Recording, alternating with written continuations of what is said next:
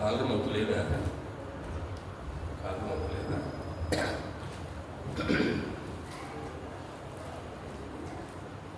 రండి.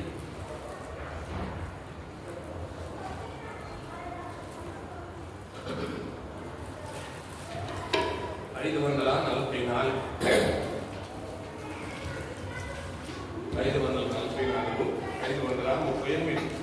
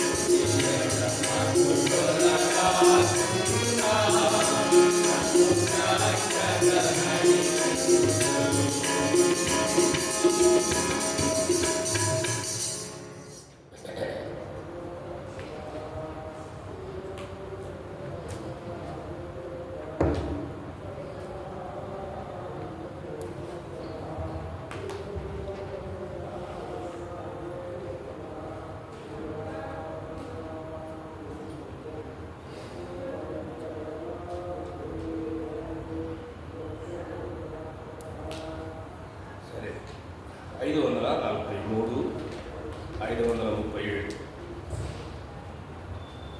543 537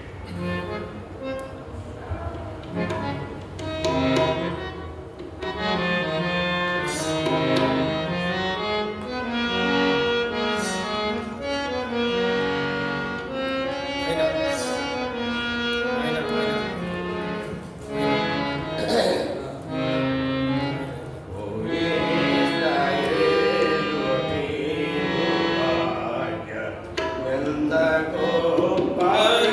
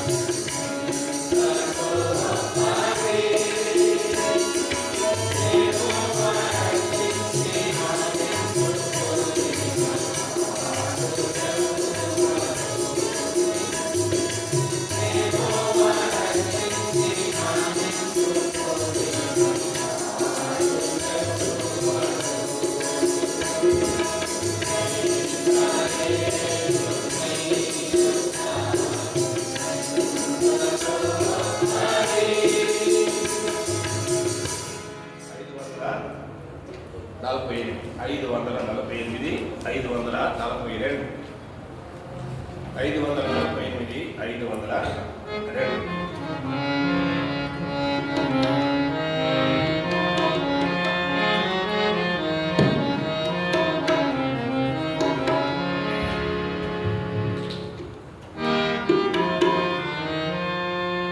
ప్రభువుకు తగినట్టు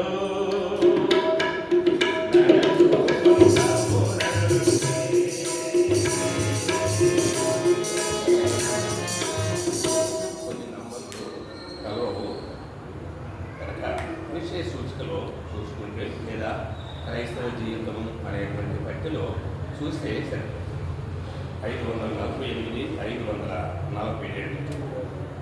ప్రభువుకు తగినట్టు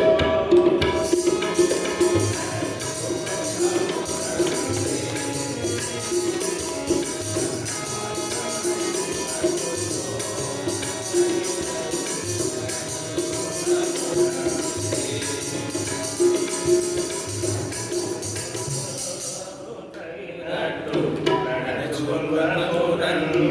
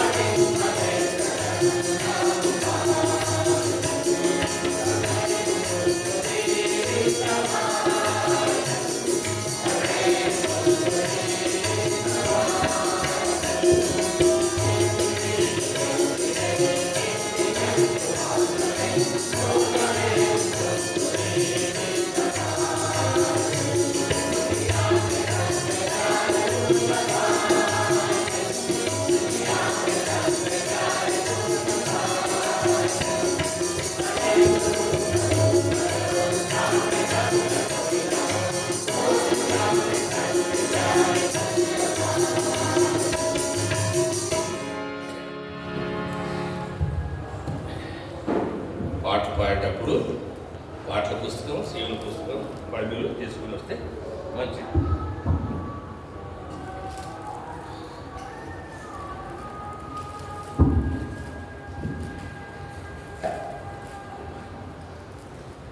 ఇది పైకి తీసుకెళ్ళిపోలేదు.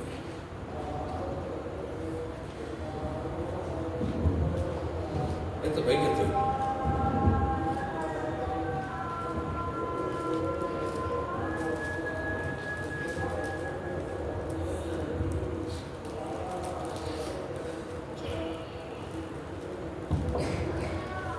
సరే కానీ మనము ప్రార్థన చేసిన ప్రకారంగా ఆశించినట్లుగా బ్రదరు భాస్కర్ గారు కడప నుండి వచ్చినారు. మరి మాట చదవండి.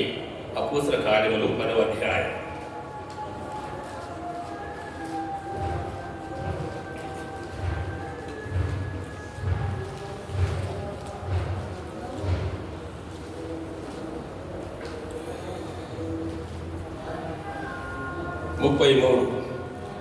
వెంటనే నిన్ను పిలిపించుకుని నీవు వచ్చినది మంచిది. ప్రభువు నీకు ఆజ్ఞాపించినవన్నీ వినుటకై ఇప్పుడు మేమందరము దేవుని ఎదుట ఇక్కడ కూడి ఉన్నామని చెప్పాడు. అందుకు పేతురు నోరు తెరిచి ఇట్లా. కాబట్టి మనము ఈయనైతే అందుకు నిన్ను పిలిపించినాను. ఎందుకు? ఆయన కలగన్నాడు అంటే దేవదూతలు ప్రార్థన చేస్తే దేవదూతలు చెప్పినారు, చెప్పిన ప్రకారంగా పిలిపించారు. అయితే మనం ప్రార్థన చేశాం. ప్రార్థన చేస్తే ఎవరు పిలిపిస్తే బాగుంటుందని నేను అనుకున్నాను, ఆశించినాను.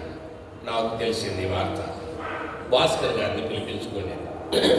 ఫిబ్రవరిలో కూడా చెప్పినాను, కలిస్తే చెప్తే బాగుంటుందని చెప్పినాను. కాబట్టి ప్రార్థన చేసినాం కనుక మనము పిలిపించలేదు, కానీ ఆశించిన దేవుని అనుమతి ప్రకారంగా వారు వచ్చినారు. దేవుడు ఆజ్ఞాపించింది ఆజ్ఞాపించిందంతా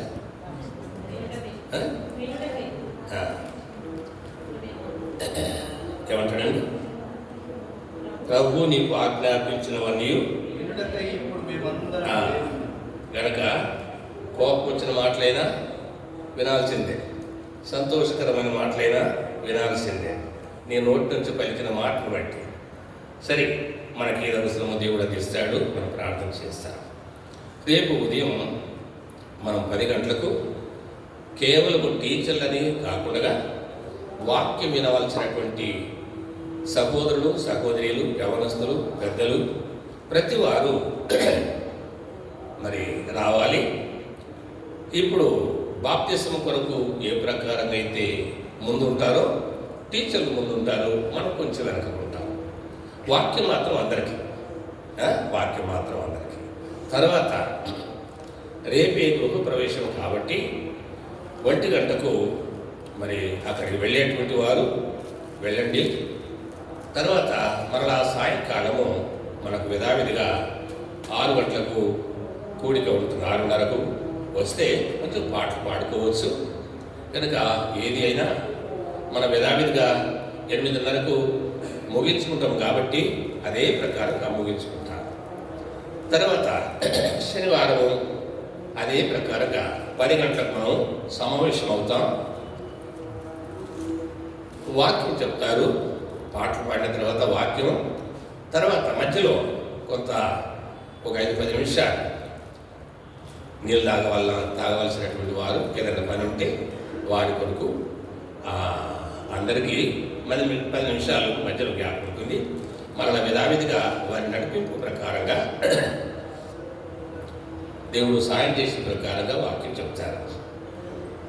తర్వాత ఎట్లయిననేమి మొత్తానికి 1 గంట తర్వాత 1:30 తర్వాత ముగిస్తారు. మనం భోజనాలు చేసి మళ్ళీ తుడుచుకొని మళ్ళీ చేపలు వేసుకునేసరికి మనకు టైం అవుతుంది. మళ్ళీ ఒకవేళ మనకు అనుకూలమైనటువంటి టైం ఉంటే వెంటనే కూడుకొని మళ్ళీ సాయంకాలం కూడుకుంటాం. ఆ రోజును బట్టి వాతావరణాన్ని బట్టి మనకున్నటువంటి ఆప్యాయతను బట్టి, మనకున్న సమయాన్ని బట్టి ఏర్పాటు చేసుకున్నాం. లేదా కనుక ఉదయం నుంచి 1:30 వరకు మరలా మనం భోజన కార్యక్రమాలు ఉంటుంది. ఎంత టైం అవుతుందో తెలియదు. మరలా విధావిధిగా మనం 6 గంటలకు సమావేశం అవుతాం. ఆదివారం కూడా అదే ప్రకారం జరుగుతుంది. 1:30కు 1:30 కావచ్చు, 2 కూడా కావచ్చు. కనుక నాకు కొలత పెట్టినట్టే ఆయన కొలత పెట్టకూడదు కనుక అట్లా ముగించుకుంటారు. తర్వాత భోజనాలు అయిన తర్వాత యవనస్తులకు కూడిక ఉంటుంది. మళ్ళీ 6 గంటలకి వారు రిటర్న్ వెళ్ళాలి. కాబట్టి ఈ ఉన్న సమయము ఆయన గారికి ఎంత ఇబ్బంది అయినా మనం కొంచెం ఉపయోగించుకుంటే మంచిది. ఇప్పుడు దేవుని వాక్యాన్ని విందాం. కనుక అటు ఇటు చూడకుండా లేవకుండా చూడండి. రండి ప్రార్థన చేస్తాం. రేపు మనకు శనివారము, ఆదివారము రేపైనా మనకిచ్చిన వాగ్దానం ఏంటంటే యోహాను సువార్త 4:26. ఆ వాక్యాన్ని మేము చెప్పినా రేపు మనకు ఆ బ్యానర్ చేయిస్తారు, కడతారు. కాబట్టి మీ వ్యక్తిగత ప్రార్థనలో ఆ వాక్యాన్ని చేపట్టి ప్రార్థన చేయండి. ఈ మీటింగ్ల కొరకు యోవేలు గ్రంథము 2వ అధ్యాయము 21, 22, 23 3 వచనాల్లో 3 రకాలుగా విషయాలు మనం విన్నాం. తర్వాత ఈ కూడికల కొరకు ప్రత్యేకంగా మనం చేపట్టినటువంటి వాగ్దానము కాబట్టి మీ ధైర్యమును విడిచిపెట్టకుడి, దానికి ప్రతిఫలముగా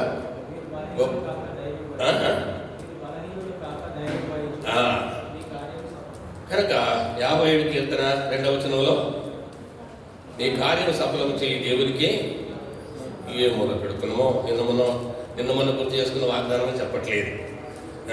రండి.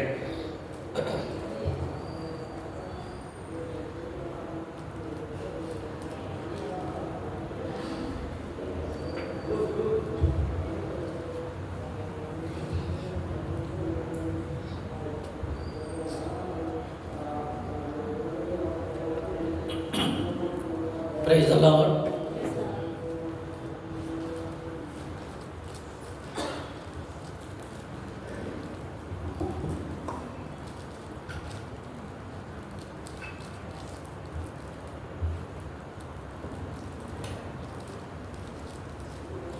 మన వాక్య ధ్యానం సాయంకాలం మత్తయి సువార్త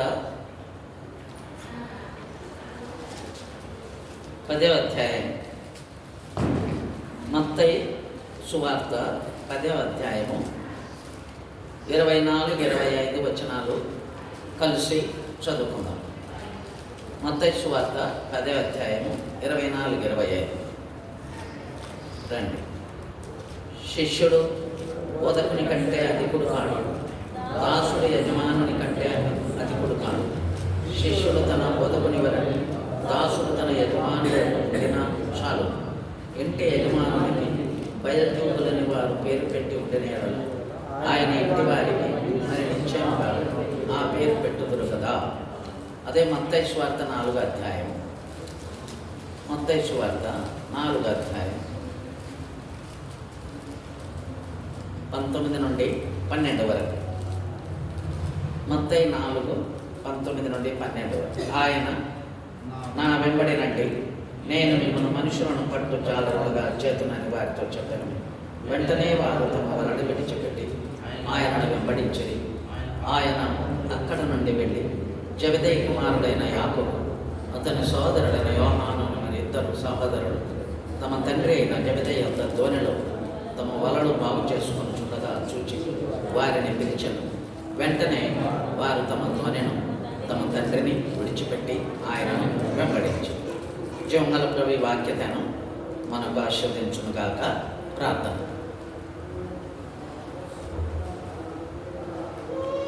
పరిశుద్ధుడైన పరమ తండ్రి, కృతజ్ఞులమై ఎంతో వందనములు స్తుతులు అర్పిస్తున్నాము. ఈ దినము మంచి సమయం మాకు అనుగ్రహించినారు. కూడిన వారివి కొద్దిమంది అయినా గడిపే సమయం కొంచెమైనా విలువైన శాశ్వతమైన గంభీర సత్యములు నీ వాక్యపు వెలుగులో సత్యములు మాకు బయలుపరచుము ప్రార్థిస్తున్నాము తండ్రి. నీ స్వరం వినట్లు కృప చూపండి. పరలోకపు దేవుని మనుషులతో మాట్లాడినటువంటి నీ వాక్యం దివ్యమైన లేఖన సందేశం తండ్రి, నీ ఉపదేశము, మీ యొక్క మాటలు మాకు అనుగ్రహించినందుకై నీకు వందనములు. పరిశుద్ధాత్మ ద్వారా మాకు బోధించి నేర్పించి మేము మిమ్మల్ని వెంబడించి సేవించి ప్రేమించి మీ కొరకు జీవించినట్లుగా కృప చూపు. సమయమును మా కొరకు ఆశీర్వదించి దీవించు. ప్రభువైన యేసుక్రీస్తు పరిశుద్ధ నామమున స్తుతించి వేడుచున్నాము తండ్రి, ఆమేన్.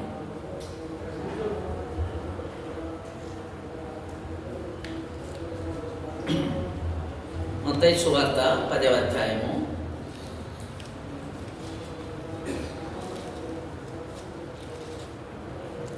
24వ వచనం. శిష్యుడు బోధకుని కంటే అధికుడు కాదు, దాసుడు యజమానుడి కంటే అధికుడు కాదు. శిష్యుడు, దాసుడు. మొదటిగా శిష్యుడు అనేటువంటి మాట మన క్రైస్తవ జీవితంలో 3 మెట్లు ఉన్నాయి.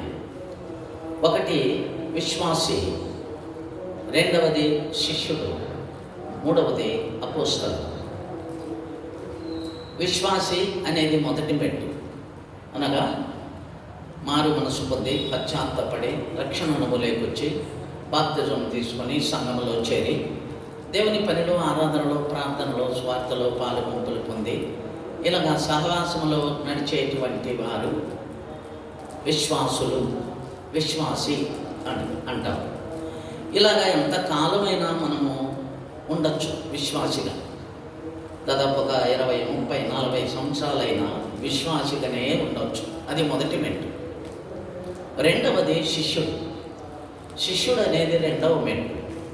శిష్యుడు అనగా శిలువ మోసేవాడు. విశ్వాసి అనేటువంటి స్థాయి నుండి ఇంకొక మెట్టుకు పైకి పోయేటువంటి జీవితం, అది శిష్యుని జీవితం. శిష్యుడు అంటే శిలువ మోసేవాడు, గురువును నమ్ముకొని జీవించేవాడు, గురువు వెంట వెళ్ళేవాడు, గురువు చెప్పినది వినేవాడు, గురువునే వెంబడించేటువంటి వాడు, ఆడు శిష్యుడు. శిష్యుడు అనేటువంటి వ్యక్తికి తన సొంత ఇష్టము, తన సొంత కోరికలు, తన సొంత ప్లాన్లు ఏముండవు. విశ్వాసికి ఉంటాయి కానీ శిష్యుడికి ఉండవు. శిష్యుడు బోధకుని వలె ఉండాలి అని ప్రభు చెప్తున్నాడు. ఇప్పుడు మనందరినీ చాలామంది మనలో విశ్వాసులుగానే జీవించి విశ్వాసులుగానే చనిపోయే అవకాశం ఉంది. కానీ శిష్యుడు, శిష్యురాలు అనేటువంటి ఆ మెట్టుకు ఎదగటం అనేది చాలా ప్రాముఖ్యమైన ఒక విషయం. మనల్ని ఎవరైనా అడిగితే మనము బిలీవర్స్ అంటాము, లేక విశ్వాసులు అంటాము. సామాన్యంగా మనం ఎవరైనా మనల్ని అడిగినప్పుడు నువ్వు ఎవరన్నప్పుడు నేను యేసు ప్రభు శిష్యులను, శిష్యురాలను అని చెప్తామా? ఎవరైనా చెప్పినారు ఎప్పుడు నేను యేసు ప్రభు శిష్యుడను అని?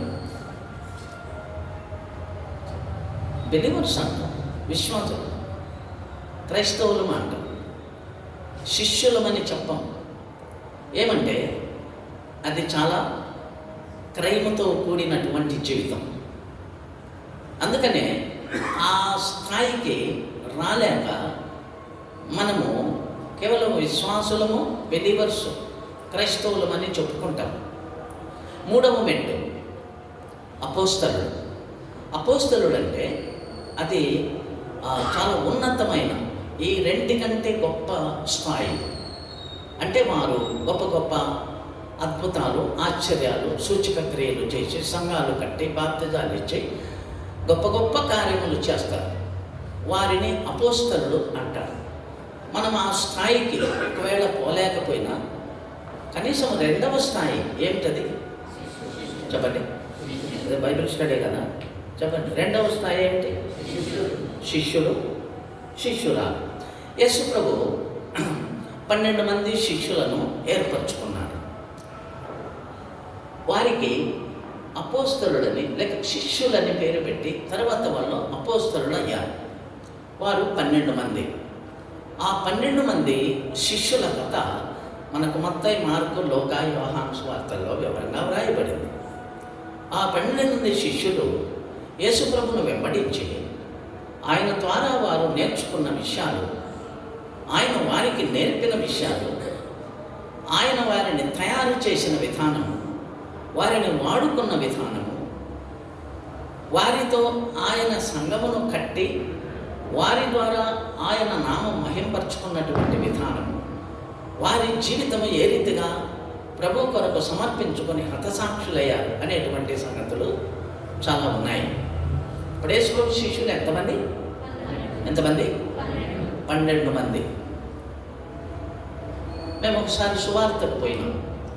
సువార్తకు వెళ్ళి సువార్త చెప్తుంటే కొంతమంది బ్రదర్స్ సిస్టర్ పత్రికలు పంచుతారు కదా, అలా పత్రికలు పంచుతూ పోయినప్పుడు ఒక బ్రదర్ పత్రిక పంచుతూ పోతుంటే ఒక అతను ఆయన్ని పట్టుకున్నాడు, మనల్ని పట్టుకొని యేసుప్రభు శిష్యులు ఎంతమంది అని అడిగినాడు. మనోడు 12 మంది అన్నాడు. మనం చెప్తాం కదా ఇప్పుడు ఎంతమంది? అతను అట్లే చెప్పినాడు. అతనేమన్నాడంటే పేర్లు చెప్పు అన్నాడు. అతను ఒక ఆర్ఎస్ఎస్ మ్యాన్. పేర్లు చెప్పు అన్నాడు. మనోడు అతని పేరు ఎలీషా. మత్తయి, మార్కు, యోహాను, యాకోబు అన్నాడు కానీ ఇంకా రాలేదు. అప్పుడు అతను అన్నాడు, పేర్లు చెప్తే కానీ నిన్నే నుంచి వదలను అన్నాడు. నువ్వు మా ఊరికి వచ్చి సువార్త చేసి యేసుప్రభు యొక్క మార్గం చూపిస్తున్నావు, సువార్త చెప్తున్నావు, పత్రికలు పంచుతున్నావు, యేసుప్రభు శిష్యుల పేర్లే నీకు తెలియదే, నువ్వు చెప్తే కానీ వదలను అన్నాడు. అప్పుడు అతను నాకు 5 నిమిషాలు ఉండు, వచ్చి చెప్తానని అతని దగ్గర నుంచి నా దగ్గరికి పరిగెత్తి అన్న చిక్కున పడిపోయినా శిష్యుల పేర్లు అడుగుతున్నాడు ఒకడు, నేను చెప్పలేకపోయినా ఆ పేర్లు చెప్పన్నా అని నన్ను అడిగాడు. నాకు కానీ వచ్చే కదా, వస్తాయా మీకు అందరికి శిష్యుల పేర్లు? చెప్తారు ఎవరైనా?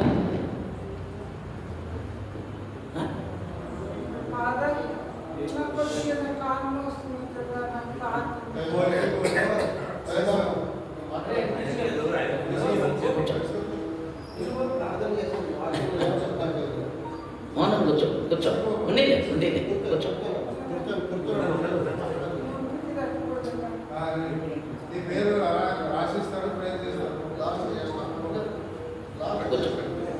కాబట్టి అప్పుడు నన్ను అడిగినాడు,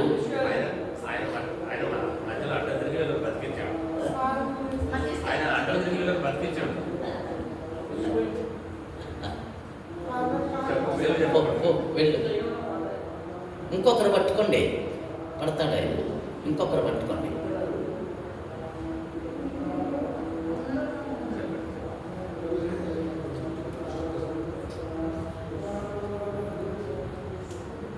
సో నేను ఆ రోజు నేర్చుకున్నాను 12 మంది శిష్యుల పేరు. మీరు ఈరోజు నేర్చుకోండి. అప్పుడు నేర్చుకున్నా నేను 12 మంది: పేతురు, అంద్రెయ, యోహాను, యాకోబు, మత్తయి, బర్తలోమై, తోమా, ఫిలిప్పు, ఇంకొక యాకోబు, సీమోను, తర్వాత లెబ్బయి, ఇస్కరియోతు, యోదా. 12 మంది. యేసుప్రభు శిష్యుల పేర్లు తెలియకపోతే మనం శిష్యులం ఎక్కవుతాం? మనకు అవన్నీ పట్టించుకోం. చాలామంది శిష్యుల పేర్లు తెలియవు, 10 ఆజ్ఞలు తెలియవు, పరలోక ప్రార్థన పట్టించుకోరు. ఇలాంటివేమి మనకన్నీ తేలిగ్గా ఉంటాయి. కానీ ఇక్కడ యేసుప్రభు శిష్యులను ఏర్పరచుకున్నాడు 12 మందిని. ఆ 12 మంది వారిలో 7 మంది జాలరులు, అంటే చేపలు పట్టేవారు. మిగతా కొందరు కొన్ని విధమైన వృత్తులు కలిగిన వారు. వాళ్ళలో చదువుకున్నవాడు మత్తయి ఒక్కడే అని చెప్తారు. ఇస్కరియోతు యోదాకు కొన్ని లెక్కలు తెలుసు కాబట్టి ఆయన లెక్కలు ఎంచుకునేవాడు. ఈ 7 మంది కూడా 12 మందిలో చేపలు పట్టేవారే. యేసుప్రభు చేపలు పట్టేవారిని ఎందుకు శిష్యులుగా చేసుకున్నాడు? Why not the educated people?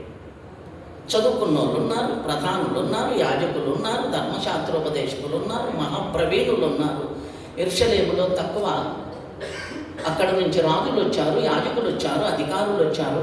మరి ఎంతోమంది యెరూషలేములో ఉన్నారు, అక్కడ పుట్టారు, అక్కడ పెరిగారు, అక్కడ జీవిస్తున్నారు. మరి యేసుప్రభు చేపలు పట్టేవారిని ఎందుకున్నాడు? నజరేతు, నఫ్తాలి, తర్వాత కపెర్నహూము, గలిలయ, సమరయ, యూదయ ప్రాంతాలన్నీ తిరిగి మారుమూలన సముద్ర తీరాల ఉన్నటువంటి చేపలు పట్టేవారిని ఆయన ఎందుకు శిష్యులుగా చేసుకున్నారు? ఎంతమంది లేరు గొప్ప గొప్పవారు?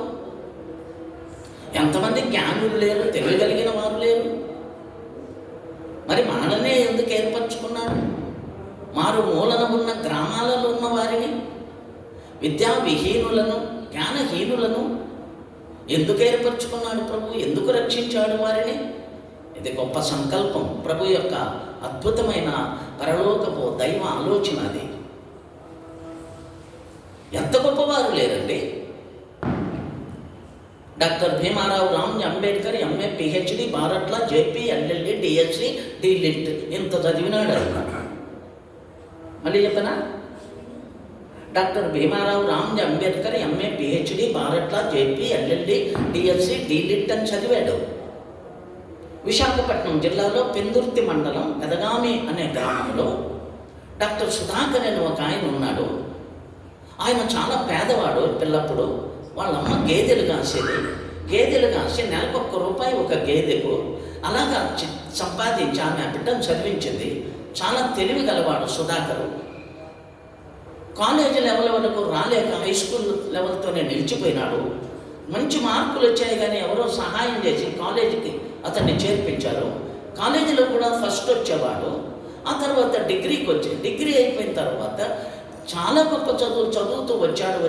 చాలా శ్రేష్టమైనటువంటి గొప్ప జ్ఞాని అయ్యాడు అతను. వాళ్ళ అమ్మ ఏం పని చేసేది? గేదెలు అంటే తెలుసా? మా పక్క రాయలసీమలో బర్రెలు అంటారు, ఎనుములు అంటారు. గేదెలు కాసి ₹1 నెలకు సంపాదించేది. ఆయన చదివించింది. సుధాకర్ ఎంత చదివినాడంటే 110 డిగ్రీలు చేసినాడు. ఎన్ని డిగ్రీలు? 110.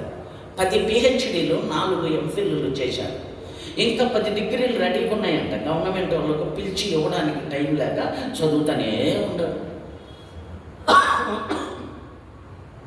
అంత జ్ఞానం ఉండాలి.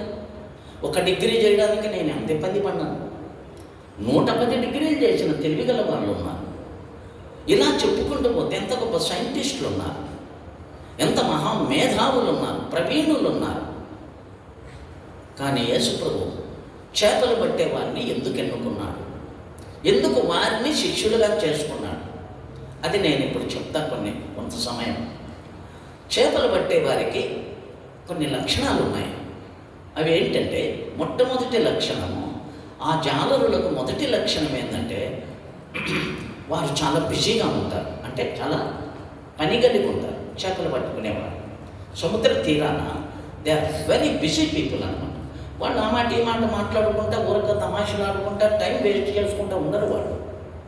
వాళ్ళు చేపల గురించే మాట్లాడుకుంటారు, చేపల రేటు గురించి మాట్లాడుకుంటారు. ఏ మూలన ఉంటాయి, ఎంత దూరం పోవాలి, ఎంత లోతు పోవాలి, ఏ రోజు పోవాలి, పగలు పోవాలన్నా రాత్రి పోవాలన్నా, ఇది మార్కెట్ లెవెల్ రేట్ ఎంత, అది ఎంత, ఇది ఎంత, ఇదే పని వాళ్ళకు.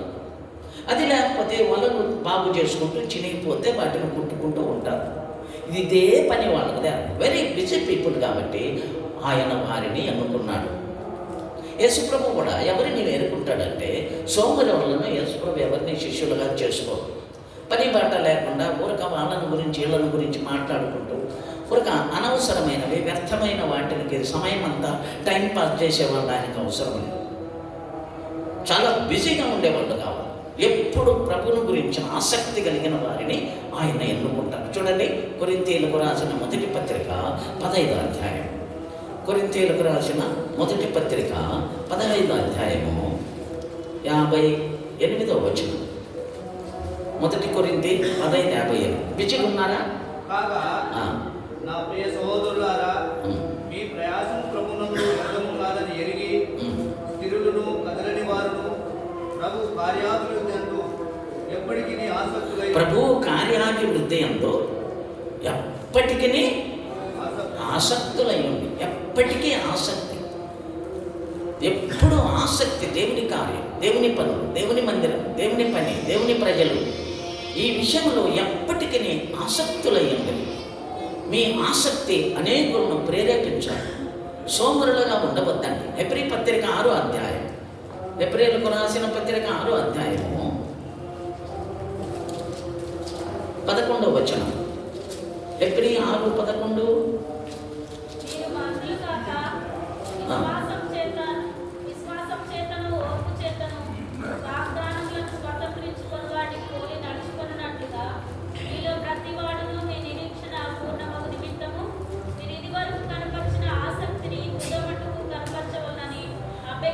మీరు ఇది వరకు కనపరిచిన ఆసక్తిని తుదమట్టుకు కనపరచవలనని అపేక్షించు. ఇంతవరకు ఆసక్తి చూపారు, కానీ ఈ ఆసక్తి తుదమట్టుకు చూపించండి. ఎప్పటికీ ఆసక్తులై ఉండండి. ఎప్పుడో చేశామని చెప్పొద్దండి. ఇప్పుడు ఏం చేస్తున్నాం? చాలామంది అలా అంటారు, మేము ఎంత ప్రయాసపడినాము, ఎంత కష్టపడినాము, ఎంత సమర్పించుకున్నాము, ఎన్ని పనులు చేశాము. సరే, అప్పుడు ఎన్నెన్నో చేసేప్పుడు ఏం చేస్తున్నాం? తుదమట్టుకు ఆసక్తిని తుదమట్టుకు కనపరచుడి. తర్వాత మీరు మొదట చూపినటువంటి ఆసక్తినే ఇంకనూ కొనసాగించుడి. బిజీగా ఉండండి దేవుని పనిలో, సోమరిగా ఉండొద్దు. ఎవరో చేస్తారు అనుకోవద్దు. నువ్వేం చేస్తున్నావు, నేనేం చేస్తున్నావు, ఎప్పుడు పని కలిగి ఉండండి. దేవుని పని. లూకాసు వార్త 17వ అధ్యాయం. లూకాసు వార్త 17వ అధ్యాయం. లూకా 17.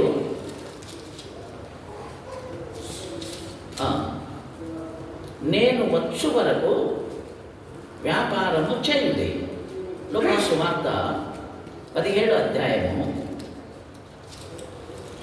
క్షమించండి 19వ అధ్యాయం. లూకా 19:18 వచనం. 14వ వచనం. క్షమించండి 13. తన దాసులను 10 మందిని పిలిచి వారికి 10 మీనాలనిచ్చి నేను వచ్చు వరకు వ్యాపారం చేయడని వారితో చెప్పాను. ఎంతవరకు చేయాలి వ్యాపారం? ఎంతవరకు బిజీగా ఉండాలి? నేను వచ్చు వరకు వ్యాపారం చేయండి. ఆసక్తి కలిగి ఉండి తుదమట్టుకు కొనసాగించండి. చాలామంది ఎంతమంది కారిపోయారు, ఎంతమంది వెనకబడిపోయారు, ఎంతమంది ఇప్పుడు పని చేయట్లేదు, ఎంతమంది ఇప్పుడు పాడటంలే, ఎంతోమంది ఇప్పుడు వాయించడంలే, ఎంతోమంది ఇప్పుడు సర్వింగ్ చేయట్లేదు, ఎంతోమంది ప్రేయర్ మీటింగ్ రావటంలే, ఎంతమంది వచ్చేవారు, ఎంతమంది బైబిల్ స్టడీకి రావట్లే, ఎంతోమంది సువార్తకు రావటం లే, వెనకబడి బలహీనమై ఎన్నో కారణాలు చెప్తున్నారు, కానీ బిజీగా లేరు వాళ్ళు. వాక్యం ఏం చెప్తుంది మనకు? నేను వచ్చే వరకు వ్యాపారం చేయి, చేస్తూనే ఉండు. నీకు మీనాలను ఇచ్చా, నీకు వరాలు ఇచ్చా, నీకు తలాంతులు ఇచ్చా, నీకు మంచి పట్టణం ఇచ్చా, మంచి ఉద్యోగం ఇచ్చా, మంచి ఆరోగ్యం ఇచ్చా, మంచి బిడ్డలను ఇచ్చాను.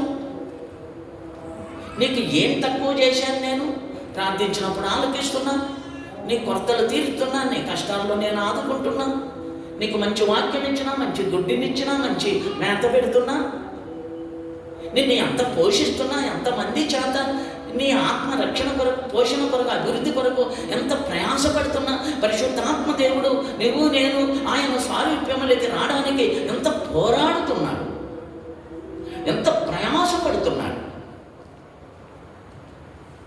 ఏమైపోయినాయి నీ తలాంతులు? నేను వచ్చే వరకు వ్యాపారం చేయమని చెప్పెళ్ళాను కదా, ఎందుకు జారిపోయావు? ఎందుకు వెనబడిపోయావు? ఎందుకు బిజీ కాలేవు? ఎందుకు సోమరిపోయినావు? నాలో ఏమి తక్కువని? నేను నీకు ఏమి తక్కువ చేశానని? కనుక ఎప్పుడు బిజీగా ఉండేటువంటి వారిగా ప్రభు మనల్ని వాడుకోవాలి.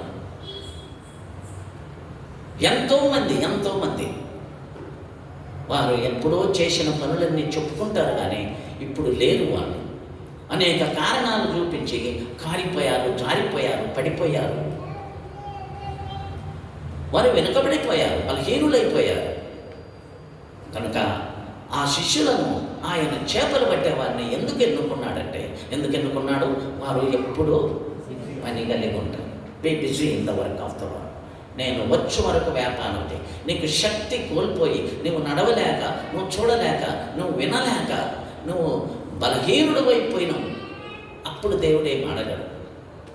శక్తి ఉన్నంత వరకు ఏం రాయబడింది? నీ పూర్ణ హృదయముతోనూ, నీ పూర్ణ ఆత్మతోనూ, నీ పూర్ణ వివేకముతోనూ, నీ పూర్ణ బలముతోనూ. పూర్ణ బలం ఉపయోగం దేవుని కొరకు. పూర్ణ బలం ఉపయోగించుతామా? పూర్ణ ఆత్మ ఉపయోగించుతామా?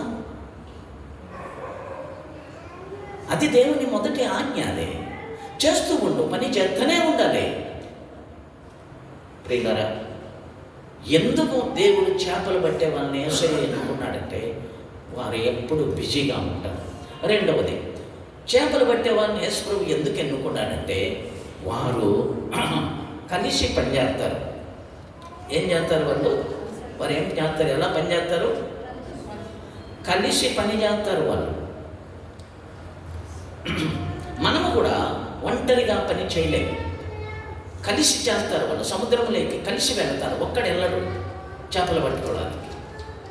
వాళ్ళకు కొంతమంది కావాలి, కొంతమంది గ్రూప్ వెళ్తారు వాళ్ళు పడవలో. ఎందుకంటే వాళ్ళ ఒకరికొకరి సహాయం అవసరం వాళ్ళ. మనం కూడా అంతే, కలిసి చేయాలి.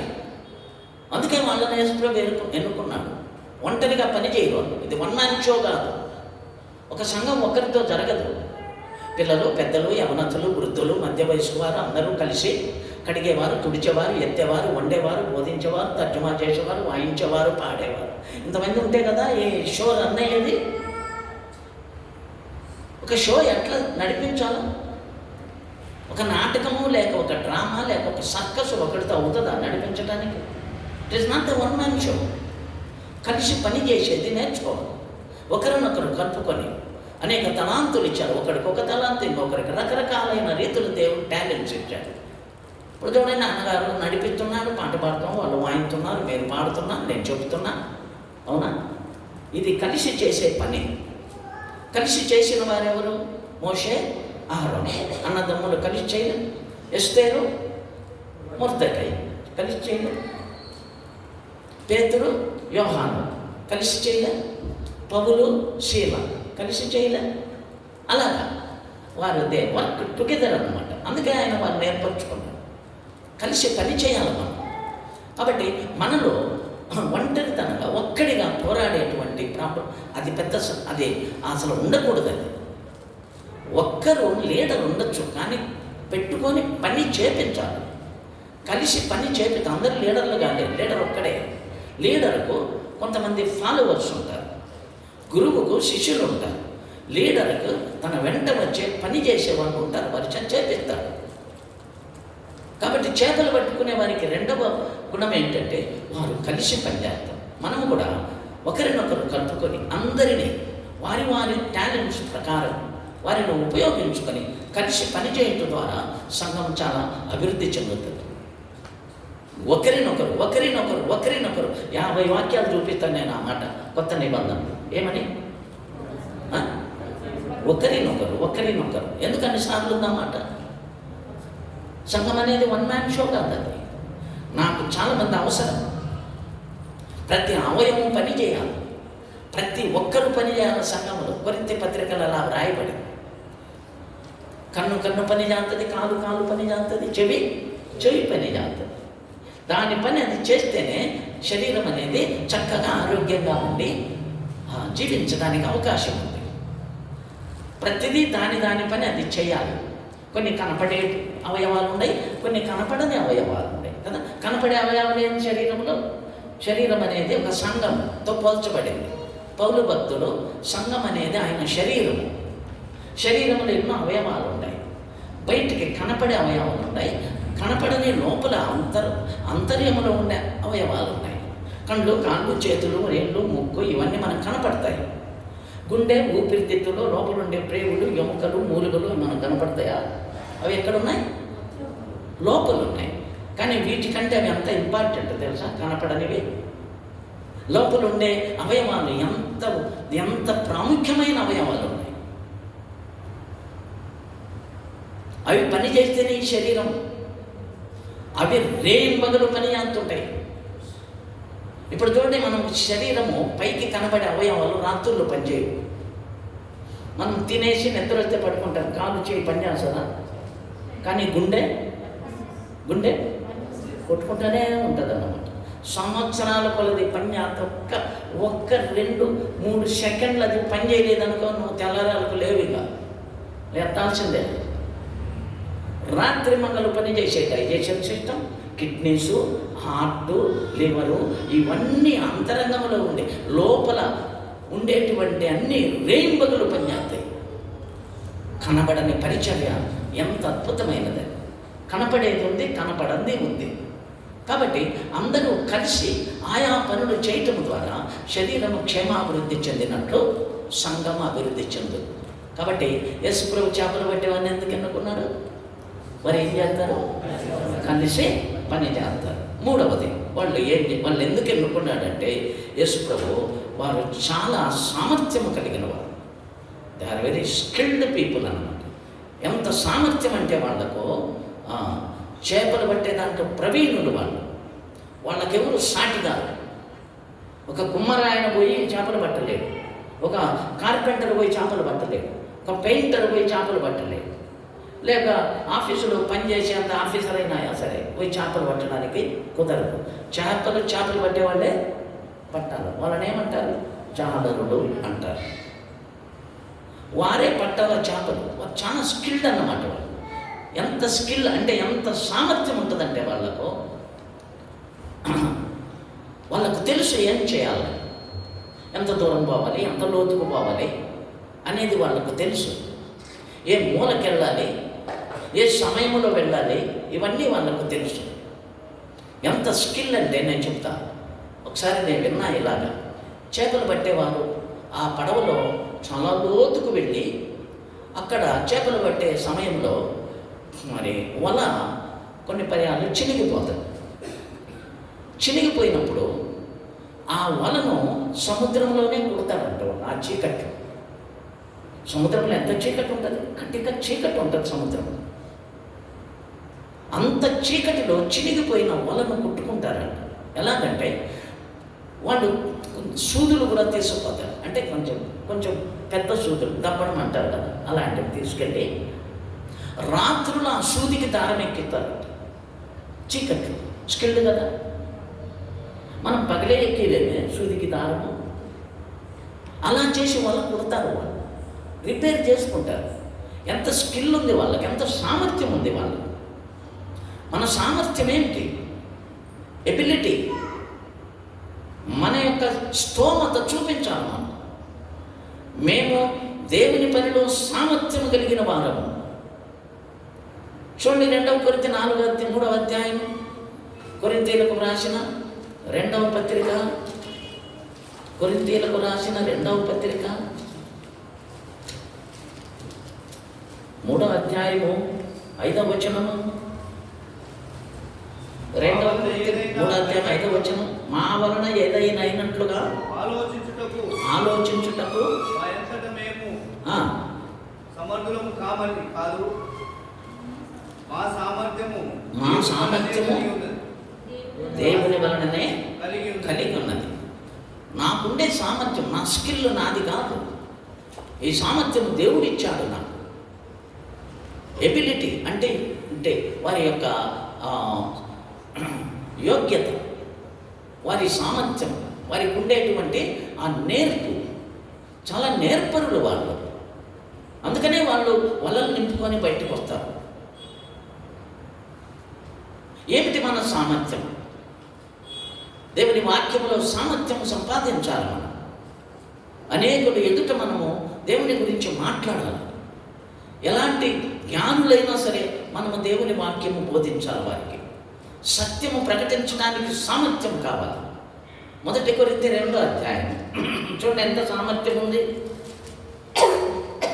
కొరింథీలకు రాసిన 1వ పత్రిక 2వ అధ్యాయము 1 కొరింథీ 2వ అధ్యాయము 6వ వచనం.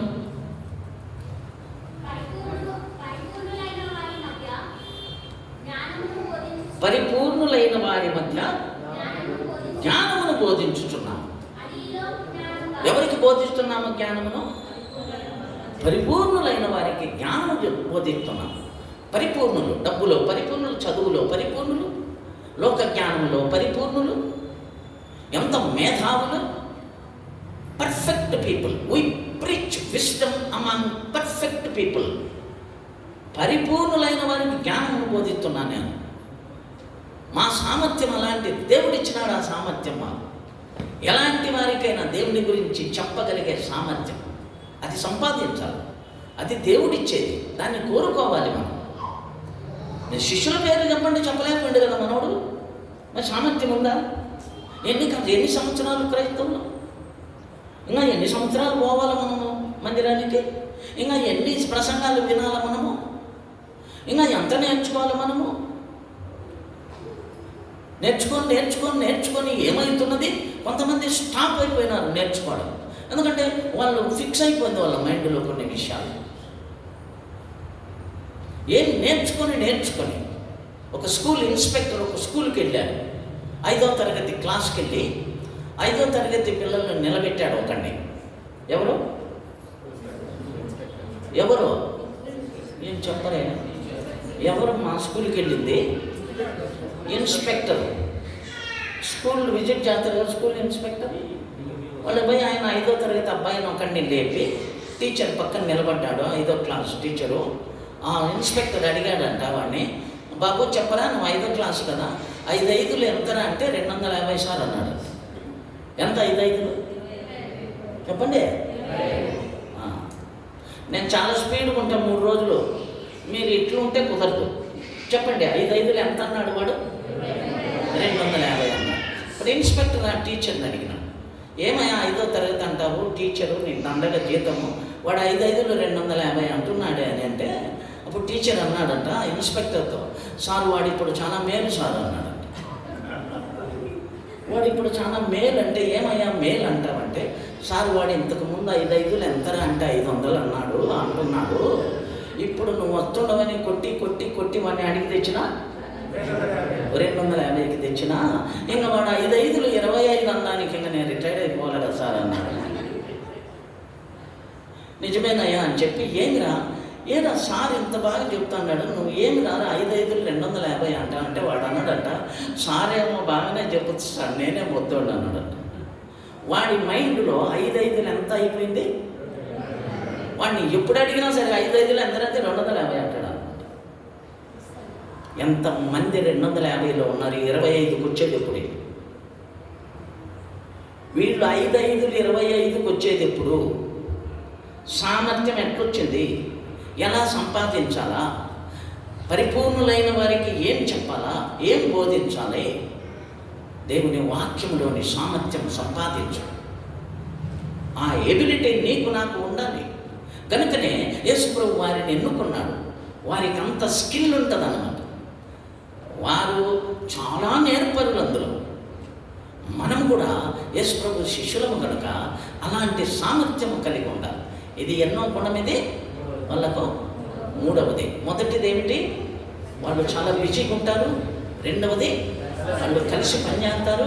3వది వాళ్ళు చాలా స్కిల్ అంటే సామర్థ్యంతో పనిచేస్తారు. 4వది వారికి చాలా ధైర్యం ఉంటుంది. చేపలు పట్టే వారికి చాలా ధైర్యం ఉంటుంది.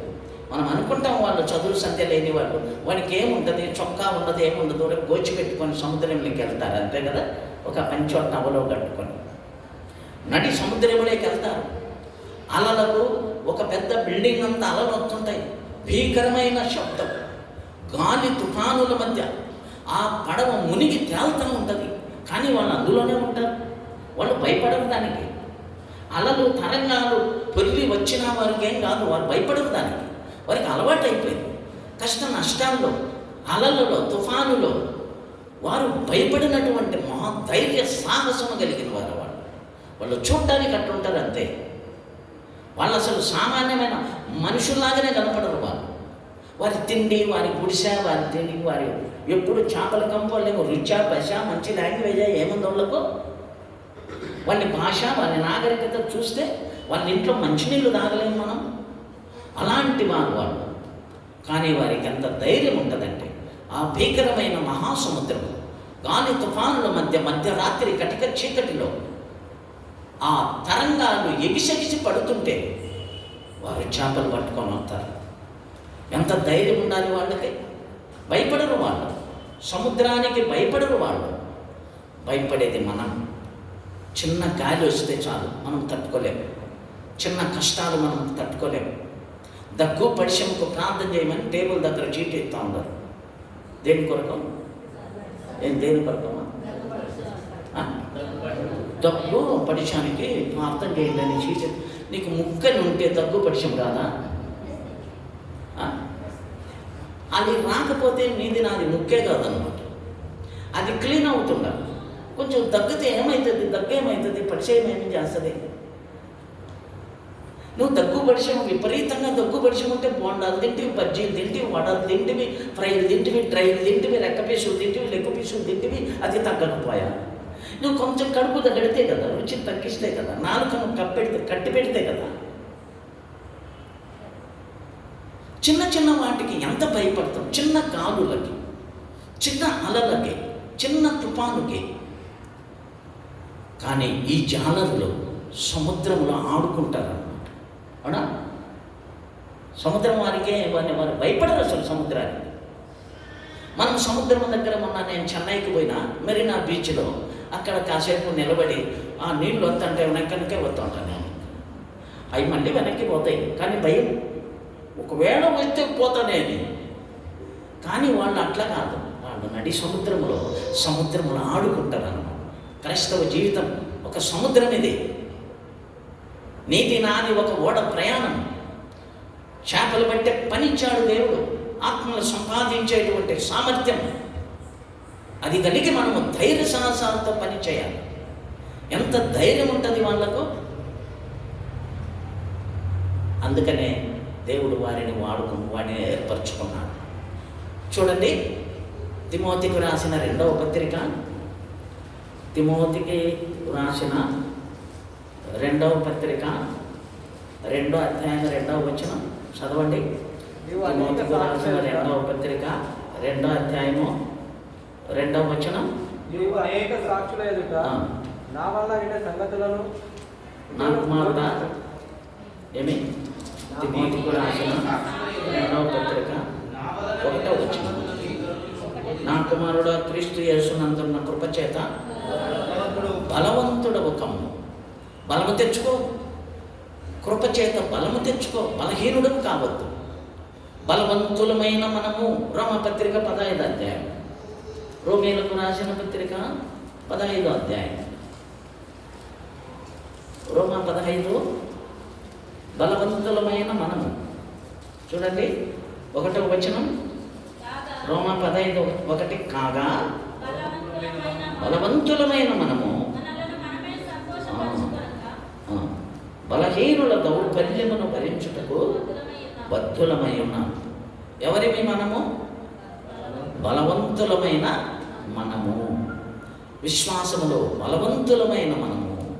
క్రైస్తవ జీవితంలో స్ట్రాంగ్ పీపుల్ అన్నమాట. ఎంత స్ట్రెంగ్త్ ఉంటుంది ఇలాంటి వారికి. వీక్ బిలీవర్స్ కాదు, స్ట్రాంగ్ బిలీవర్స్. బలవంతుడమైన మనం. ఎవరు బలవంతులంటే దేని మీద బలం? లోకం మీద, పాపం మీద, శరీరం మీద జయం. అది లోకమును జయించిన వారు బలవంతులు, శరీరమును జయించిన వారు బలవంతులు, శోధనలు జయించిన వారు బలవంతులు. లోకానికి, శోధానికి, శరీరానికి లోబడిపోయి ఆ కార్యములు జరిగిస్తూ శరీర కార్యములు, లోక సంబంధమైన కార్యముల్లో మునిగిపోయిన వారు బలవంతులు కాలేరు. ఎవరో బలవంతులు నేను చూపిస్తాను చూడండి. రోమాపత్రిక బలవంతులంటే ఎవరు? రోమీలకు రాసిన పత్రిక 6వ అధ్యాయము 14వ వచనం. బలవంతులు ఎవరు? మీరు కృపకే గాని. రోమ 6:14. కారు కనుక పాపము మీ మీద ప్రభుత్వము చేయదు. వీరు బలవంతులండి. ఈ బలవంతుల మీద పాపము యాలదు. పాపం ఓడిపోతుంది ఈ బలవంతుల దగ్గర. పాపాన్ని వీళ్ళు జయిస్తారు. వీళ్ళు వారే బలవంతులండి. పాపమునకు లోబడేవారు బలవంతులు కాదు. శరీర ఇచ్ఛలకు దాసులైపోయేవారు. కోరికలు, ఇచ్ఛలు, దురాశలు, శరీర సంబంధమైన ఆచార పద్ధతులు, నా కోరికలకు లోబడిపోయేవాడు బలవంతుడు కానేరు. పాపమును జయించినవాడు ఏమి చెప్తున్నాడంటే, పాపము ఇక మీదట మీ మీద ప్రభుత్వము చేయదు. నిన్ను యాలదు పాపం, నువ్వు యాలుతావు పాపాన్ని. వారు బలవంతులంటే. బలవంతులంటే మంచి పాటలు, మంచి వాక్యము, మంచి బోధలు నేర్చుకున్న వాళ్ళే కాదు బలవంతులంటే. పాపము జయించిన వాడు బలవంతుడు. లోకమును తృణీకరించిన వాడు బలవంతుడు. శరీరమును నలుగుకొట్టిన వాడు బలవంతుడు. అలాంటి బలము సామర్థ్యము మనము సంపాదించిన వారం కావాలి. కనుక వారు చేపలు పట్టేవారు, వారు చాలా సామర్థ్యము కలిగిన వారు, చాలా బలము కలిగినటువంటి వారు, ధైర్య సాహసాలు కలిగినటువంటి వారు, సముద్రానికి భయపడని వారు. కొన్ని పర్యాయములు ప్రభుత్వము, గవర్నమెంట్ వాళ్ళు హెచ్చరిక చేస్తారు, గాలి తుఫానులు వేగంగా వస్తున్నాయి, జాలరులు చేపలు పట్టడానికి పోవద్దని. కానీ వీళ్ళు పోతారు. ఎంత ధైర్యం ఉండాలి! అందుకనే యేసుప్రభు వారిని ఎన్నుకున్నాడు. చివరిగా వాళ్ళ గుణం ఏంటంటే విశ్వాసం. 5వ గుణం ఏమిటి వారిది? విశ్వాసం. అంటే చేపలు కళ్ళకు కనపడవు కదా సముద్రంలో, మరి వలలు నింపుకొని ఎట్లా వెళ్తారు? విశ్వాసంతో వెళ్తారు వాళ్ళు. సముద్రం అంటే చేపలు ఉండాల్సిందే.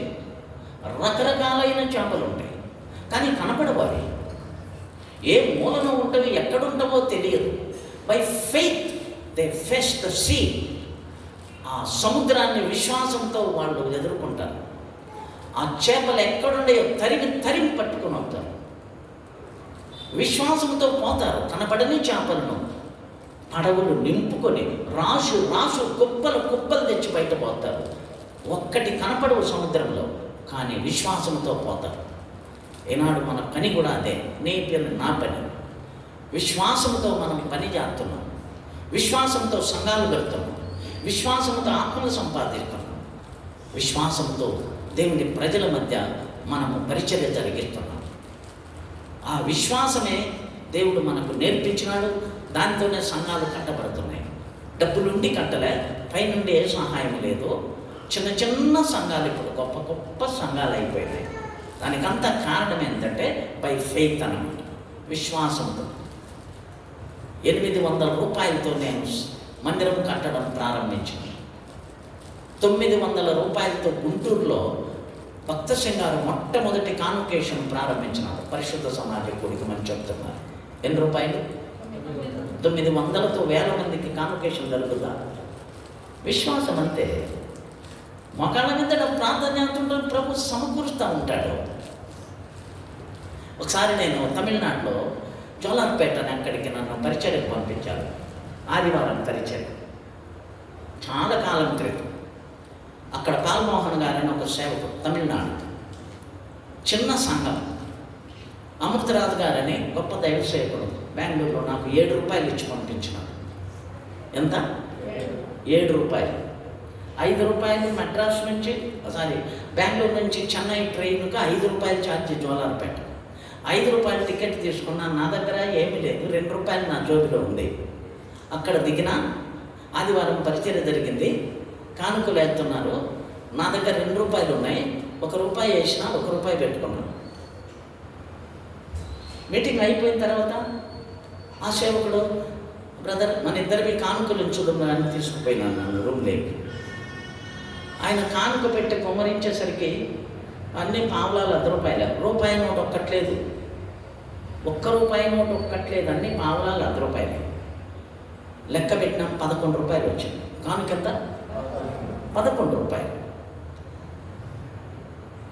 నాకు ఆ దిక్కు తెలియలే, ఇదేమి కానుక నాయన ఇదే. నేను పోయింది ఎక్కడి నుంచి? బెంగళూరు నుంచి పోయింది. నా దగ్గర 1 రూపాయి ఉంది, వచ్చింది 11 రూపాయలు. నాకు ఒకటే ఆలోచన, ఈ 11 రూపాయలు ఇదే ఆలోచన మైండ్. ఆయన వాళ్ళ పెద్ద కొడుకుని పిలిచి 10 రూపాయలు ఇచ్చి, రేపు పోయి మెగాఫోన్కు సెల్లులు తీసుకురాని 10 రూపాయలు పంపినాడు. సువార్త చేసి రావాలా అని.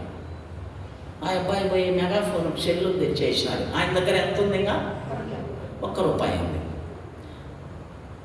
సంత ఉంది ఈరోజు, పోయి సంతలో సువార్త చెప్పి వచ్చి తర్వాత భోంచేద్దాంలే అని చెప్పి తీసుకుపోయినాడు.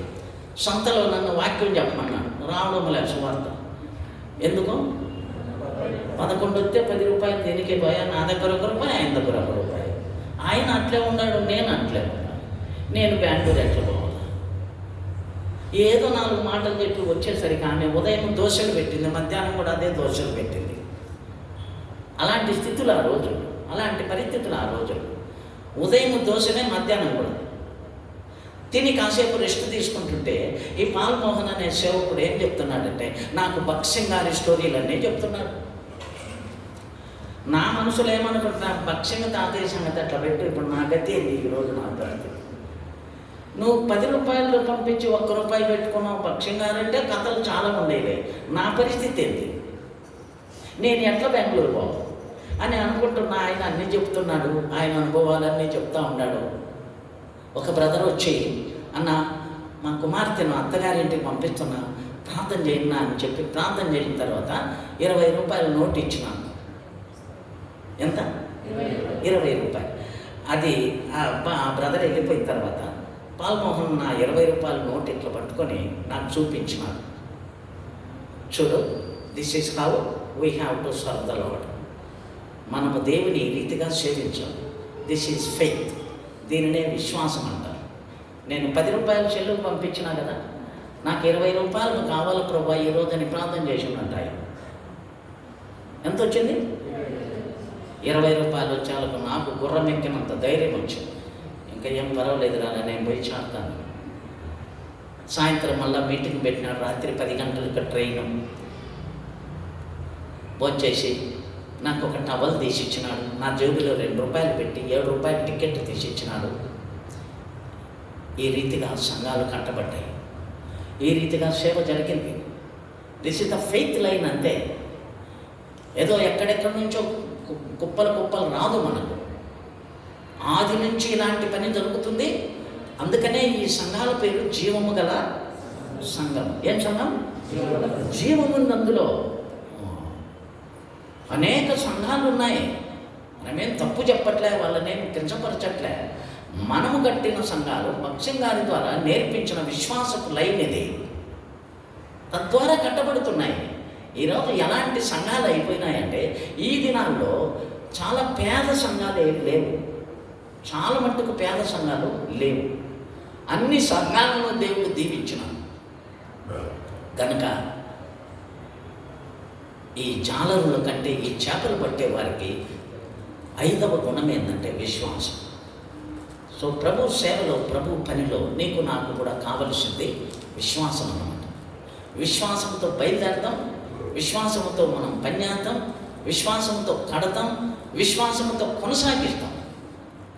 విశ్వాసమును కర్త, దానిని కొనసాగించువాడైనా యేసు వైపు చూచుచూ వెళ్తాం, మనుషుల వైపు కాదు. ఇలాంటి సంఘాలు వేల కొలది కట్టబడ్డాయి. 1, 2 కాదు. మన భారతదేశంలో మన సంఘాలు వేల కొలది ఉన్నాయి. ప్రపంచంలో కూడా ఉన్నాయి. అక్కడ కూడా ఇదే పద్ధతి, బై ఫెయిత్ అన్నమాట. సో జాలరులకు చివరి గుణము, చాలా విలువైనటువంటి వారి యొక్క యాటిట్యూడ్ ఏంటంటే ఫెయిత్. అంత పెద్ద సముద్రంలో ఒక్క చేప కనపడదు. ఆ రాత్రుల్లో పోయి వలలు నింపుకొని అవుతారు. రాసులు రాసులు, కుప్పలు కుప్పలు పోతారు కదా, మార్కెట్కి వస్తాయి. ఈ 5 లక్షణాలు వాళ్ళు ఉండబట్టి ప్రభువు వారిని శిష్యులుగా ఎన్నుకున్నాడు. వారిని తయారు చేశాడు, వారికి నేర్పించినాడు, వారిని చెక్కాడు. ఆ విద్యా విహీనులు బైబిల్ రాశారు. పేతురు రాయల బైబిల్ చదువుందా? బైబిల్ రాశాడండి పేతురు. అసలు చదువులేదు ఆయనకు. యోహాను బైబిల్ రాశాడు. 5 పుస్తకాలు రాశాడు. యోహాను సువార్త, 1 యోహాను, 2వ యోహాను, 3వ యోహాను, ప్రకటన గ్రంథం. చేపలు పట్టేవారు 5 గ్రంథాలు రాశాడు బైబిల్. పేతురు 2 పత్రికలు రాశాడు. ఎలాంటి జ్ఞానం ఇచ్చాడు దేవుడు వాళ్ళు. చేపలు పట్టేవారు తయారు చేశాడు. చెక్కి చెక్కి చెక్కి తయారు చేశాడు. మనము ఆయన చేసిన చేతి పని అయి ఉన్నాం. మనం ఎలా తయారు చేస్తున్నాడు. ఎందుకు పనికిరానటువంటి విద్యా విహీనులు, పేదవారు, ఏ టాలెంట్ లేదు. ఎంత దేవుడు దీవించినాడు, ఎట్లా నేర్పిస్తున్నాడు, ఎలా తయారు చేశాడు దేవుడు వారిని అందరినీ. ఒక్కొక్క విషయం మనం ధ్యానం చేస్తే దేవుని యొక్క నేర్పరి కలిగిన ఆ హస్తాలు ఎంత నేర్పరైన శిల్పకారుని వల్ల చెక్కాడు ఈ రాళ్లను. నేను ఒక ముద్దు రాయి, నేను ఒక కఠినమైన రాయి, నువ్వు ఒక నల్లటి రాయి, నువ్వు ఒక తెల్లటి రాయి, నువ్వు ఎలా అరణ్యంలో ఉన్న రాయి, నేను ఎక్కడో పడి ఉన్న రాయి. ఈ రాళ్లను తెచ్చి ఈ శిల్పి చెక్కి చెక్కి చెక్కి తన నైపుణ్యము కలిగిన హస్తాలతో అద్భుతమైన రూపకల్పన చేశాడు. కొన్ని గుడి గోపురాలు పోయి సంధించ చూడండి, ఆ నల్లటి స్తంభం మీద ఎంత పని చేశాడు శిల్పి. పావురాలు ఉంటాయి, చిలుకలు ఉంటాయి, హంసలు ఉంటాయి, ఏనుగులు ఉంటాయి, పులులు ఉంటాయి, అక్కడే రామచిలుకలు ఉంటాయి, అన్నీ ఆ స్తంభం మీద చెక్కుతాడు. వాటికి అంత నునుపు తేలుస్తాడు. ముట్టి ముట్టి చూడాలనిపిస్తుంది. కఠినమైన నల్ల రాతిన అరణ్యములో ఉన్నదాన్ని తెచ్చి కాళ్ళ చేతుల తొక్కి తొక్కి సంవత్సరాల కొలది తన నేర్పు తన మీద కుమ్మరించాడు. తన ఊహలో ఉన్న రూపము తీసుకొచ్చాడు. మారు మూలను ఉన్నటువంటి ప్రజలను తీసుకొచ్చాడు. విద్యా విహీనులను పట్టుకున్నాడు. రౌడీలను, నక్సలైట్లను పట్టుకున్నాడు. పనికిమాలిన దౌర్భాగ్యులు, కూలికోరులను, మర్డరర్స్ రక్షణ పొందారు. ఘోరమైన వ్యభిచారులు, దొంగలు రక్షణ పొందారు. వారందరినీ దేవుడు చెక్కాడు, తయారు చేశాడు. మా గ్రామము కడప జిల్లా బద్వేలని, అక్కడ ఒక చిన్న మా గ్రామము, దాన్ని ఏమంటారంటే కుగ్రామము అంటారు. ఏం గ్రామం? మా గ్రామము. మేము చిన్నప్పుడు 3 ఇండ్లు, అది మా ఊరు. ఎన్నిండ్లు? 3 ఇండ్లు మా ఊరు. ఈ రోజుకి 70 సంవత్సరాలకు 7 ఇండ్లు అయినాయి. అంటే మన ఆంధ్రప్రదేశ్ ప్రభుత్వం మా ఊరిని అంత డెవలప్ చేసిందో చూసుకోండి. పోస్ట్ ఆఫీస్ ఉండదు, రోడ్డు ఉండదు, లైట్ ఉండదు. ఏం తెచ్చుకోవాలన్నా టౌన్కి పోవాలా, బస్సులు సరిగా ఉండవు, నడుచుకొని పోవాలి. ఎటు చూసినా ఎండలు, బండలు, కొండలే ఏముండవు. ఒక చెరువు ఉంది, అది నిండితే మా కడుపు నిండుతుంది, లేకుండా ఎండుతుంది అంతే. కరువు ప్రాంతం. 25-30 గ్రామాలలో యేసు ప్రభువుని గురించి ఎవరికీ తెలియదు. అలాంటి కుగ్రామంలో సువార్త ప్రకటించబడింది. యేసన్నని ఒక ఆయన 70 సంవత్సరాల క్రితం మా ఊరికి వచ్చి యేసు ప్రభువుని గురించి నేర్పించినాడు మా అవ్వగారికి, కొంతమంది ముసలాళ్ళకి. ఇంత పెద్ద బైబిల్, అప్పుడు తెలుగు బైబిల్, ఇంత పెద్ద బైబిల్.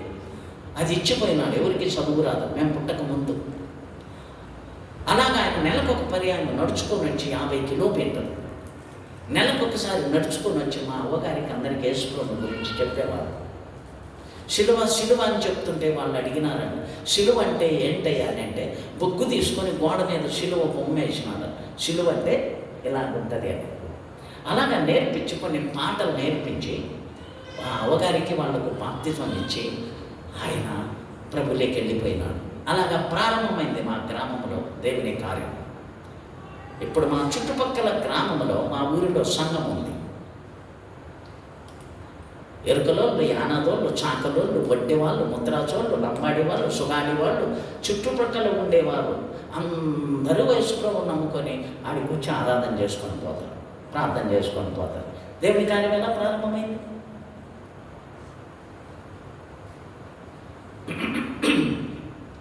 విశ్వాసంతో ప్రారంభించిన దేవుడు. తర్వాత నేను రక్షింపబడ్డా. బెంగళూరు బద్వేలు నుంచి పెట్రోమాక్స్ లైట్ తల మీద పెట్టుకొని రాత్రులు సువార్త చేస్తూ వచ్చేవారు ఉద్యోగస్తులు, పోస్ట్ మాస్టర్లు, టీచర్లు, హెడ్ మాస్టర్లు వచ్చి మా ఊరికి వచ్చి సువార్త చెప్పి ఆడ మీటింగ్ పెట్టి రాత్రి మా ఇంట్లోనే పడుకున్నారు.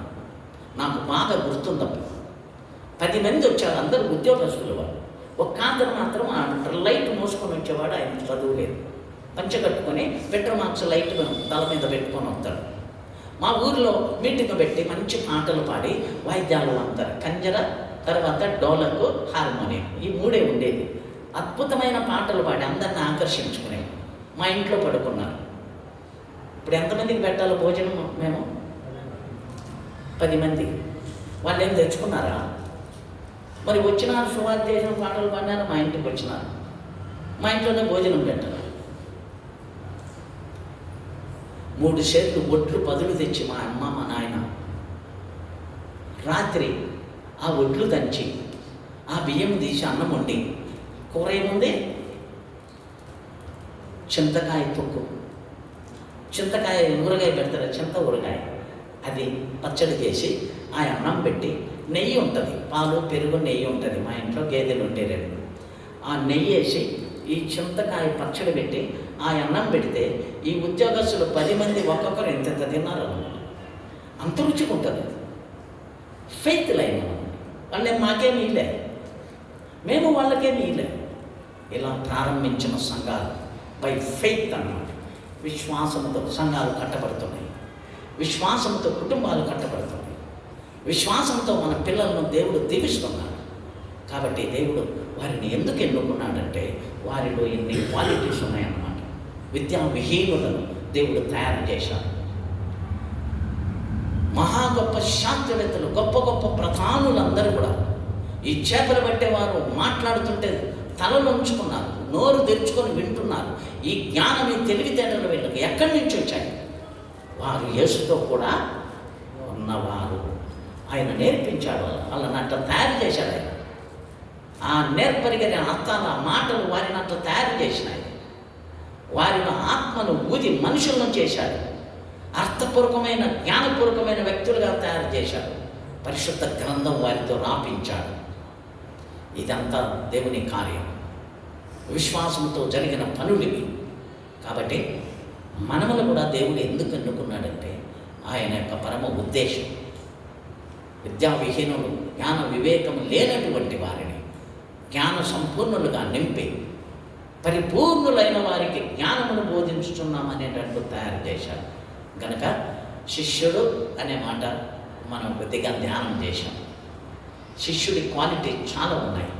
ఏమన్నాడు యేసుప్రభు? శిష్యుడు బోధకుని వలెను, దాసుడు యజమానుడి వలెను ఉండాలన్నాడు. ఇప్పుడు శిష్యుడు బోధకుని వలె ఎట్లుండాలి అనేది ఇప్పుడు అని చెప్తుంది. కాబట్టి అన్నయ్య చెప్తాడు ఎట్లా అని నేను వెళ్ళిన తర్వాత.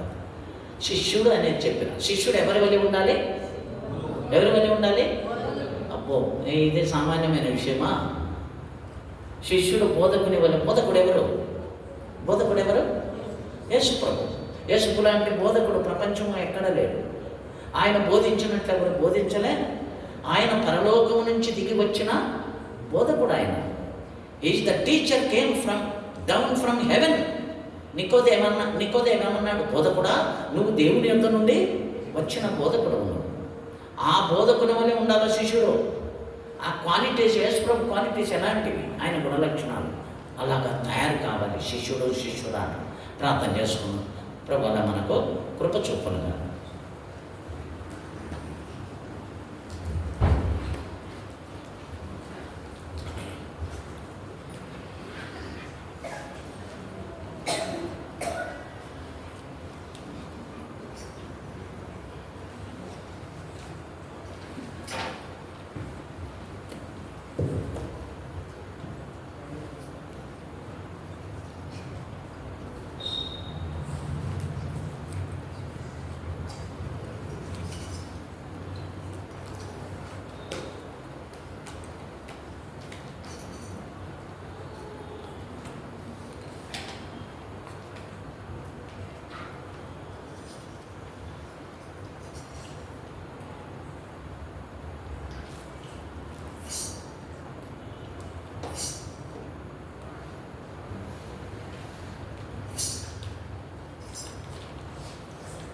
$545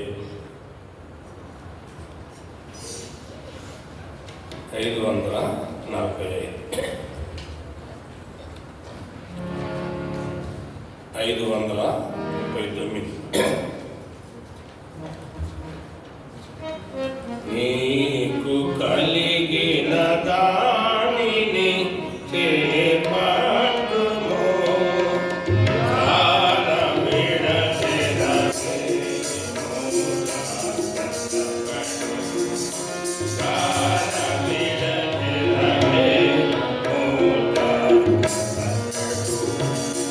పరమునకు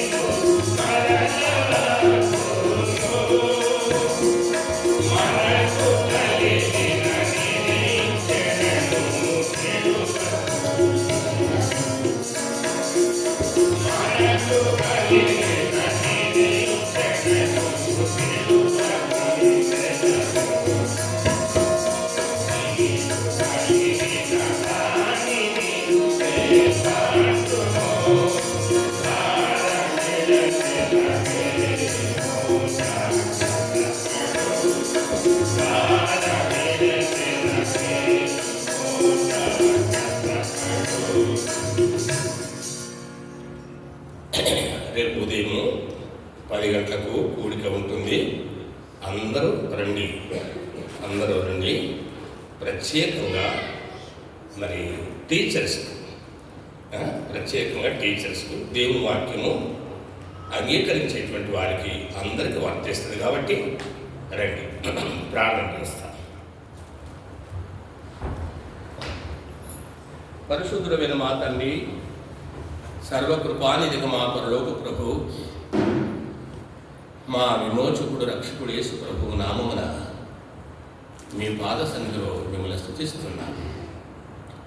తండ్రి, పరలోక సత్యములు ఇహలోకములో మానవ భాషలో మాకు అందించినారు. మీకు స్తోత్రాలు. ప్రపంచంలో ఎంతోమంది మేధావులు ఉన్నారు. అయితే సామాన్యులైనటువంటి మమ్మల్ని మీరు ఏర్పాటు చేసుకున్నారు. బైబిల్ గ్రంథములో మీరు ఏర్పాటు చేసుకున్నటువంటి భక్తులు మమ్మల్ని మా జ్ఞాపకం చేసినారు. తండ్రి, మేము బోధకులముగా కావాలని మీరు ఆశిస్తున్నారు. నిజమే, అలాంటి పట్టింపు, అలాంటి మక్కువ, అలాంటి తృష్ణ మాకు చాలా అవసరం. ప్రీతండి, నరకానికి వెళ్ళేటువంటి నన్ను సత్యాన్ని వినిపించి నన్ను రక్షించుకున్నాడు. రక్షణ గురించి నాకు తెలిసినటువంటి సత్యము ఇతరులకు చెప్పాలన్నటువంటి భారము, బాధ్యత కలిగి ఉండేది అవసరం. దేవా, తోడుగా ఉండి కృప చూపి పాలించండి. నా మట్టుకు నేను ఏదో నాకు చాలులే అనుకుంటే కాదు, కానీ మీ ఇంట్లో నేను పని వ్యక్తినిగా పనిముట్టుగా ఉపయోగపడటాను కొరకై నా వరమును నేను గుర్తించి మీకు ఉపయోగపడటాను కొరకై సహాయం చేయండి. కనిపించినటువంటి అవయవాలు ఎన్నో ఉన్నవి. అవి పని సాధించుకుంటే మేము వెళ్ళేది సమాధికి. చూపించేటివి, కనిపించేటివి ఎన్నో ఉన్నవి. కనిపించకుండా ఉండేటివి ఎంతో పెద్ద కార్యాలు చేస్తున్నవి. మమ్మల్ని మరుగుపరిచి మీరు మహిమ పొందండి. రాజుల గ్రంథములో కొంత మట్టుకు నువ్వు ఇక్కడ దాగి ఉండమని చెప్పినట్లుగా మీ కార్యాల కొరకు మమ్మల్ని మేము చూపించుకోకుండా మేము దాచబడి దైవమా మిమ్మల్ని చూపించే కృపాభాగ్యం అనుగ్రహించి తోడుగా ఉండు. ఇంతకు భిన్నమైనటువంటివి మా విరోధి సాతానుడి దగ్గర నుంచే వస్తున్నవని మేము గుర్తించాలి. తోడుగా ఉండి కాపాడి కృప చూపండి. మీ దాసుని శుక్ర శని ఆదివారాలు బలమైనటువంటి పాత్రగా వాడుకుంటూ మా అవసరతను అక్కడ ఎరిగి తీర్చేటువంటి దేవుడు. మా బిడ్డలు తిరిగి వెళ్తున్నారు, సహాయం చేయండి. రేపు సకాలంలో రావడానికి కొరకే తోడుగా ఉండమని మా విమోచకుడు రక్షకుడు యేసుక్రీస్తున్నామన ప్రార్థించి స్తుతించడానికి వేడుతున్నాం తండ్రి. మన తండ్రి అయిన దేవుని ప్రేమ, ప్రభువైన యేసుక్రీస్తు కృప, పరిశుద్ధాత్మ సహవాసము యుగములకు పూర్వం ఇప్పుడును సర్వయుగములకు ఇది మొదలుకొని సదాకాలము తోడైండుగాక. ఆమేన్. యేసుక్రీస్తుని మంచి శిష్యులముగా విశ్వాసము